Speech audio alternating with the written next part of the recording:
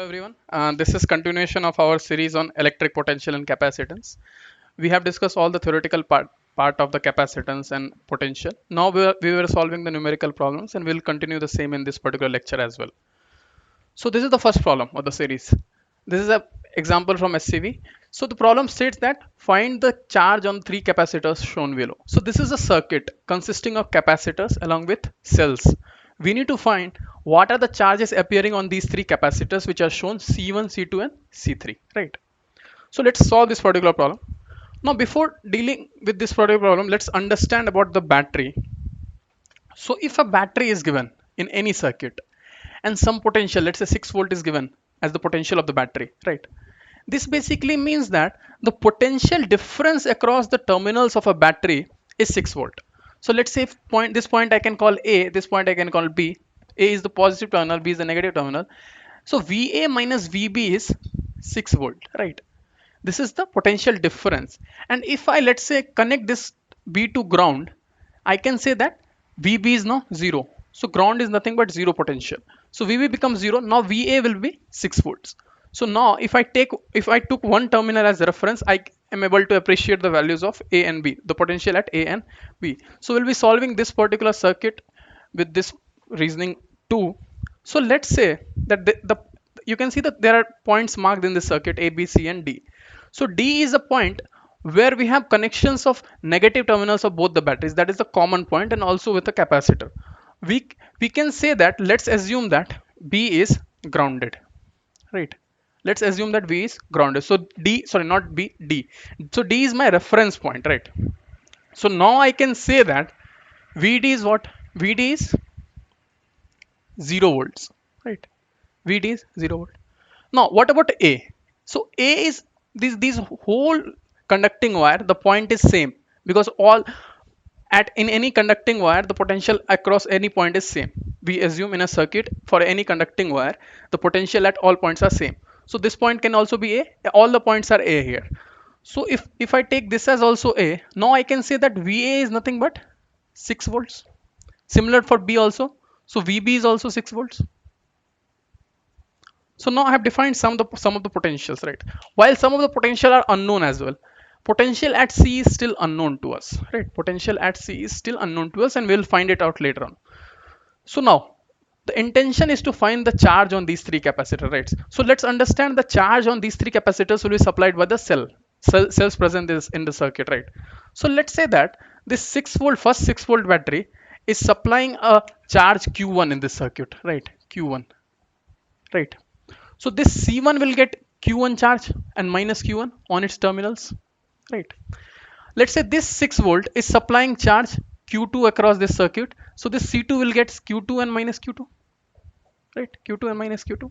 What about C3? This is supplying Q1. This is coming here. Q2 is also coming here. At junction C, Q1 and Q2 gets added and it falls to the C3, right? So C3 is getting Q1 plus Q2, and negative terminal is Q1 plus Q2 again, right? You can understand like this. Q1 was coming from one part, Q2 is coming from another part. It is meeting at a junction and going to the C3. So C3 is getting Q1 plus Q2, right? C3 is getting Q1 plus Q2. Now, if I take individually one by one, right? If I take individually one by one, let's say I take C1. If I take capacitor C1, so what is the potential difference about C1? This is VA, this is VC, right? And the charge is Q1 and minus Q1 for C1. So expression, I know the relation between QC and V, and I can write Q1 equal to nothing but C1 into VA minus VC, right? I know the value of C1. C1 value is 2 microfarad. So I can write this as 2 into VA is what? VA is 6 and VC is still unknown, and this becomes Q1. Let's say this is my first equation, right? Now let me bring back C2 here, right? If I bring back C2 over here, so what are the potential differences across C2? Here it is VB, this is VC, the charge is like plus Q2 and minus Q2, right? Now if I want to write the expression of Q2 for this particular, I can directly write Q2 is equal to C2 value is 4, and VB, I know the VB is 6, and minus of VC. This is equation 2. This is for C2. Right. Now, if you want to find out for C3, right? If you want to find out for C3, so let's bring back C3 also, right? C3. So C3 gets Q1 plus Q2 and minus of Q1 plus Q2. The upper potential for C3 is VC. It is at C, and lower potential is 0 because it is grounded, right? Now I can write like Q1 plus Q2 equal to C3 value is 5, C into VC minus 0. VC minus 0 is again VC, right? So this is my third equation. This is my third equation. Now you see, if I'm adding Q1 plus Q2, I'm getting 5 VC. And here I know the individual values of Q1 and Q2, right? So here if I need to find Q1 plus Q2, I can add 1 plus 2, and I can say that Q1 plus Q2 equal to, if we calculate this, becomes 6 minus VC into 6. This is fourth equation, let's say, right? Now comparing 3 and 4, we can say that LHS is same. So RHS would obviously be same.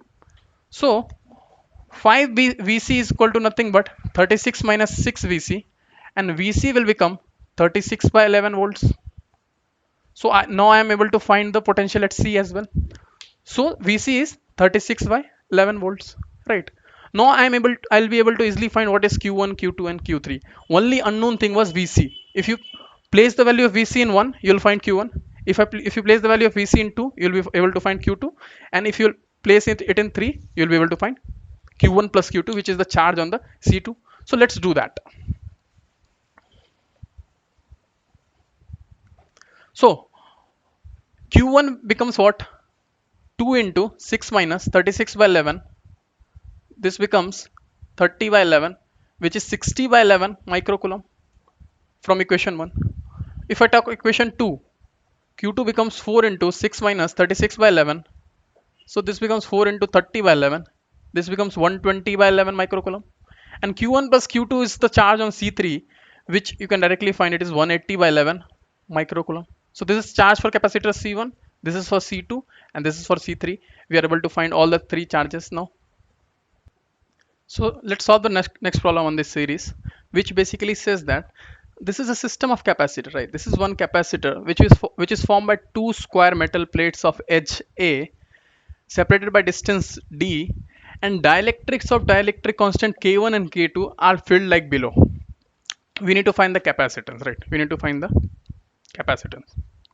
Now, so this is not a kind of very symmetric problem, if you see, right? This is not a very symmetric problem, because let's say these are the terminals of the capacitor. So K1 and K2 are not symmetrically placed, right? Symmetrically as in, if capacitors are placed like this, and if I place K1 here and K2 here, I can take this as a series combinations of two capacitors easily, and I can easily apply the equivalent capacitance rule. But in this particular case, you see, there is no symmetric concept here, right? So this is a non-uniform distribution, and the distribution is diagonal kind of scenario, right? So in this kind of scenario, you need to start with a small element, right? And after that, you need to integrate and calculate the capacitance for the whole system, right? So you need to start with a small element. So if I start with a small element, let's say at any distance, let's say this is my origin or reference point. So at a distance x, let's say, if I take a small element, right, of thickness maybe dx. So at a distance x, I have taken a small element of thickness dx, right? So now this is again a system of capacitor for me, right? This is again a system of capacitor for me. Now I'll be able to appreciate this because this becomes a symmetric kind of a scenario now, right? Where you can easily say that this particular section has only K1 and this particular section has only K2, and these two small sections are placed in series with each other, right? So let's say that for this small element, the capacitance is DC1, and for this again, the second part, the capacitance is DC2, right? And if I go and find the capacitance over here, What are the parameters I need? I need the area.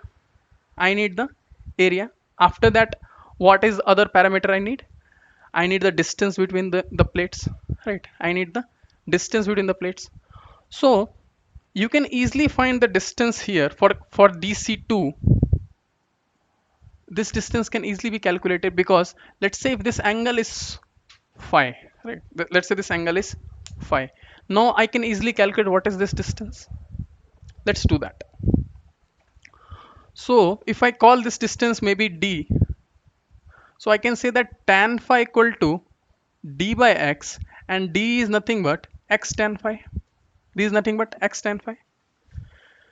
So for C2, the distance between the plates becomes x tan phi. So for C1, it becomes what? D minus x tan phi, right? Let me repeat. For C2, the distance is x tan phi. For C1, distance becomes d minus x tan phi, right? So if I take these capacitors a bit out and explain more, so first section looks like this. This is my section for DC1. This is my section for DC2, right? This distance is x tan phi. This distance is d minus x tan phi, right?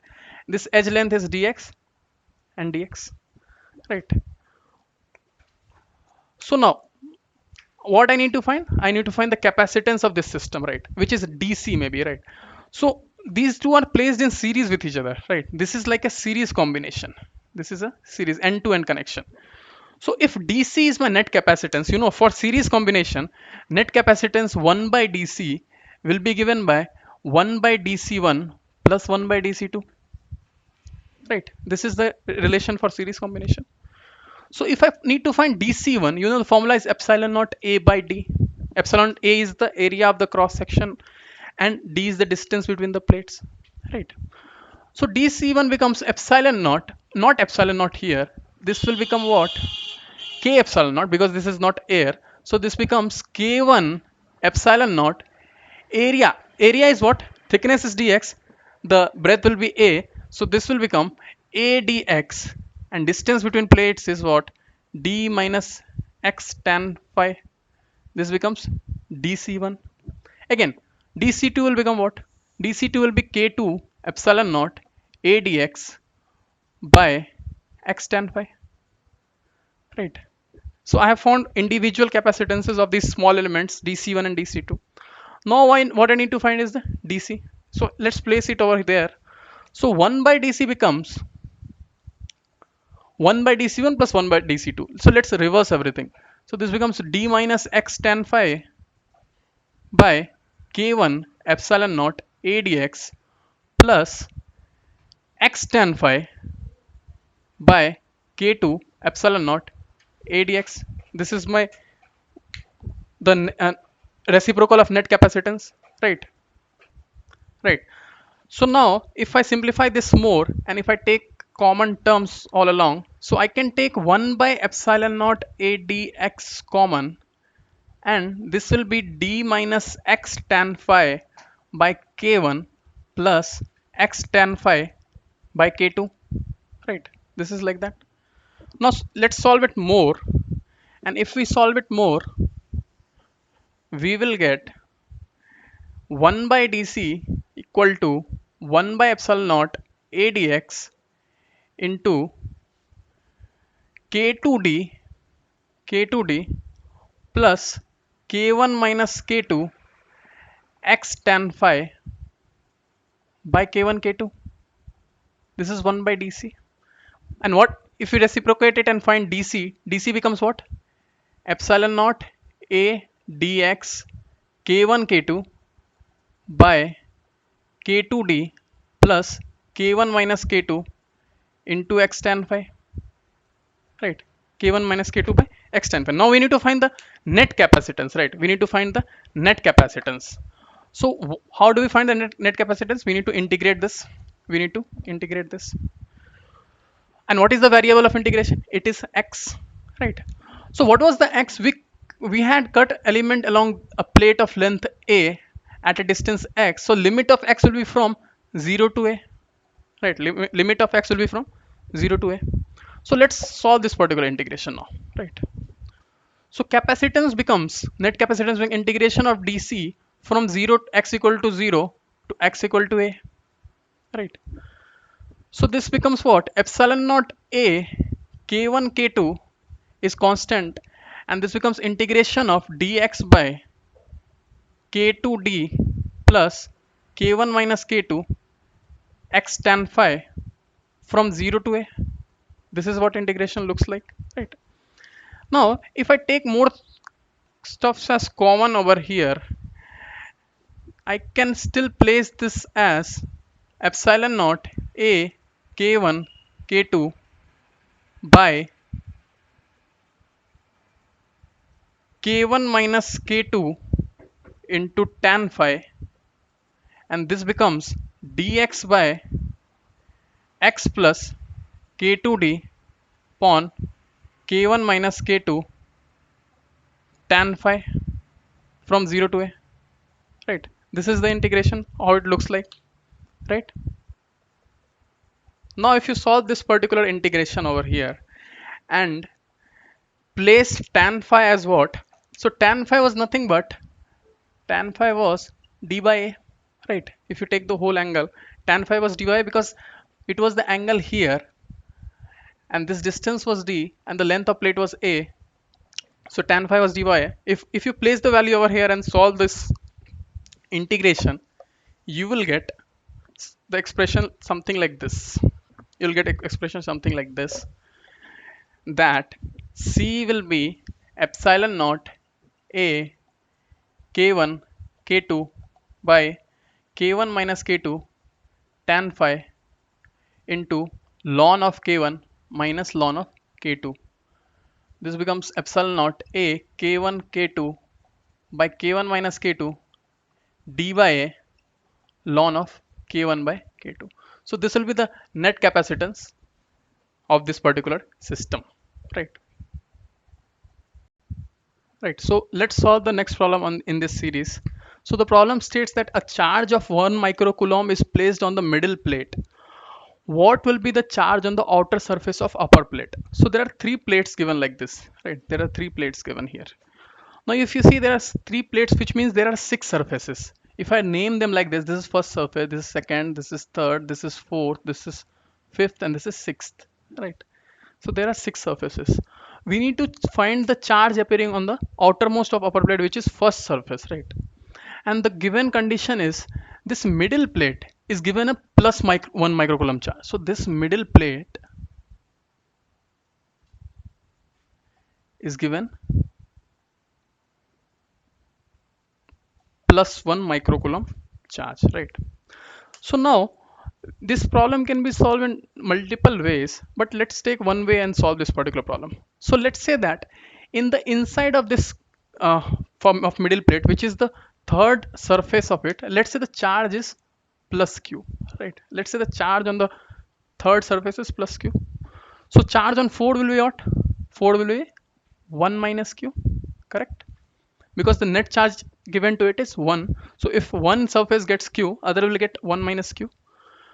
And because of this q, charge induced on second surface will be minus q and first will be plus q again, right? And because of 1 minus q, charge induced on fifth surface will be what? Minus of 1 minus q, and on sixth will be plus of 1 minus q. So this is the distribution of charges among all these six surfaces. And if I'm able to find one charge, I'll be able to find the charge appearing on all the six surfaces, right?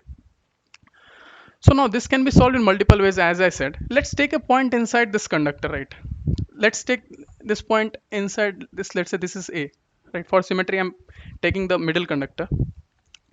So we know net electric field, right? Net electric field inside any conductor is 0. Net electric field inside any conductor is 0, right? Now at point A, it has contribution from all the six surfaces. It has contribution from all the six surfaces. You know, electric field because of one surface will be sigma by 2 epsilon naught, which is charged by 2a epsilon naught. This is electric field. But we need to specify direction also. Electric field is a vector quantity over here, right? So let's do everything one by one, right? Let's do everything one by one. Because of first, right? Because of first surface on point A, because of first surface, the field will be Q by 2A epsilon naught, and the direction will be, the direction of electric field is away from the positive and towards the negative charge. So this is away from this first, which is downward. The direction is downward because of first surface. Now again, because of second surface field magnitude will be still same, but the direction will be upwards because it is negative charge. It will take it towards it. Now surface 3 because of surface 3, the field magnitude is q by 2 epsilon naught. Again, it is a positive, so it will be what? This will be downward because of 3. Again 4, because of 4, the field will be 1 minus q by 2 epsilon naught, but the direction will be what? It will be upward because 4 is now beneath it, so direction will be upward, right? Now, if I talk about the surface 5 has a negative charge, right? Surface 5 has a negative charge. So the field will be towards itself, hence the direction will be downwards. And because of 5, the field will become 1 minus q by 2a epsilon naught downward because of 5. And now because of 6 is again a positive charge. So because of 6, this will be same as 1 minus q by 2 epsilon naught, but the direction will be upward because positive it is away from positive, but negative it is towards the negative, right? Now we have calculated field because of all 6 surfaces, right? Which is given as E1 to E6, right? Now if we take the vector sum of all this, the net sum is 0 because electric field inside any conductor is 0, right? So if you take the net sum, right, for upward, if you take, let's say only upward as of now. If you take for upward case, this is q, then this is 1 minus q, this is 1 minus q. So this becomes what? This becomes 2 minus q by 2 epsilon naught for upward case, net field in upward direction.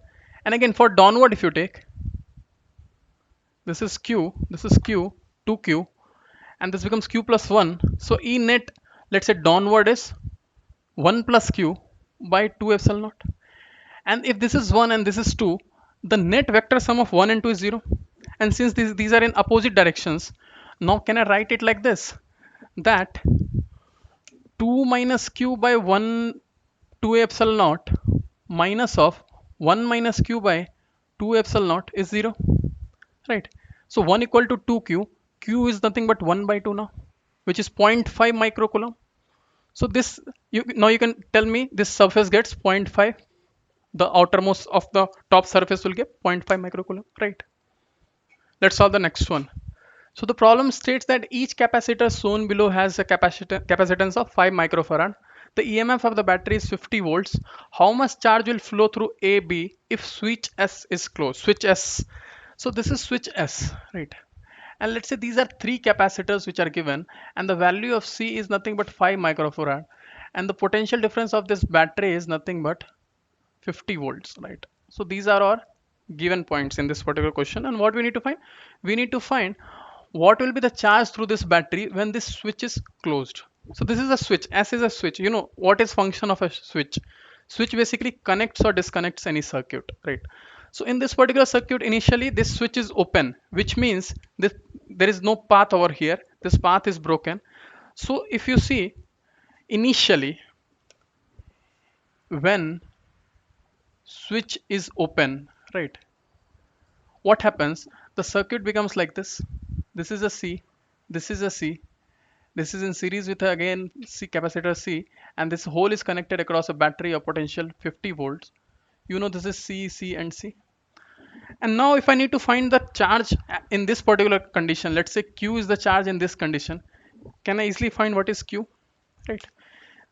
This C and C in parallel will equivalent to 2C net combination, and 2C and C in series, 2C and C in series, you can easily find what is the net capacitance over here, right? So this is nothing but 2C into C by 2C plus C, which is 2C by 3.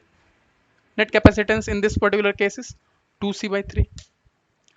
Now, if net capacitance is 2C by 3 and I need to find Q, Q becomes what? C into V. So 50 into 2C by 3. C is 5. So 50 into 2 by 3 into 5. Right. This is my, so this is what? This is 500 by 3 microcoulomb. So this much amount of charge is flowing in this circuit when this S is open, right? So this charge will flow across this battery, distribute. These two will get 250 by 3, 250 by 3, and this will get 500 by 3, right? Like if I show it like this capacitor will get 500 by 3, right? Whole. But this will get 250 by 3, this will get 250 by 3, and this is the distribution of charge over here, right? This is the distribution of charge. Now what happens? Now what we are doing is we are now closing this switch, right? We are closing this particular switch, right? So now what happens is the condition of the circuit now is this switch is now closed, right? This switch is closed. So the diagram will look like this. This is the case. So when this switch is closed, you see this is called a short circuit condition, right? So any charge which will come out will not go into this capacitor, will tend to flow overhead and bypass this capacitor. You know, everything in this universe, everything has a nature that they always prefer a low resistance path. Even in life also, we try to follow a low resistance path. Even current also follow a low resistance path. So whenever current find that there is a short circuit path, it won't go into this capacitor and face some kind of resistance and all. It will just bypass it through the short circuit condition, short circuit path. So when switch is closed, the equivalent circuit will look like this. C, and this is connected across a battery of V, C and C, right? Now net capacitance in this case is what? Net capacitance is 2C. Net capacitance here will be 2C because there are only two capacitors in parallel.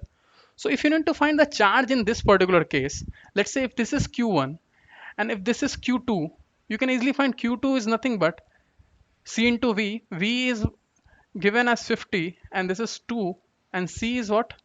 C is given as 5. So this becomes 500 microcoulomb in this condition, 500 microcoulomb. So in this case, you can see that charge should be 500 microcoulomb. In the first case, charge was 500 by 3 microcoulomb. But is this the direct condition? Now I have completely removed the third capacitor from the circuit when switch was closed. But always remember, when a capacitor charge, right? When a capacitor charge, and if it gets an alternate path in front of it, it starts discharging through that path, right? If it gets an alternate path, it will start discharging.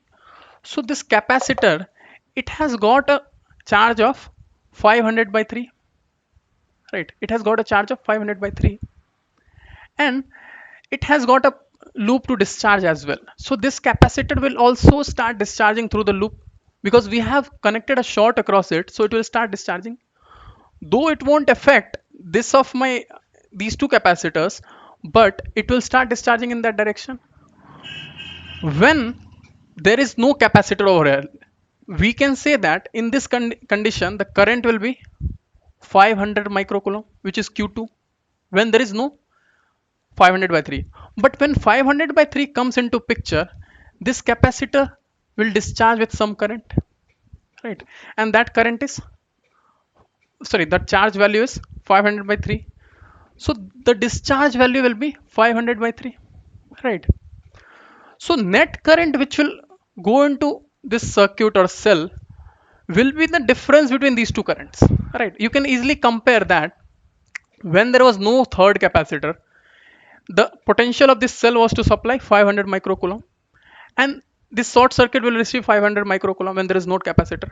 But when capacitor was connected and it was charged initially to 500 by 3 microcoulomb, so that the capacitor will start discharging as well. So if you take at this junction, the current into this capacitor is 500 by 3, and current entering this is 500. So net current which is coming through this wire, let's say this is q dash. Q dash is the difference of both.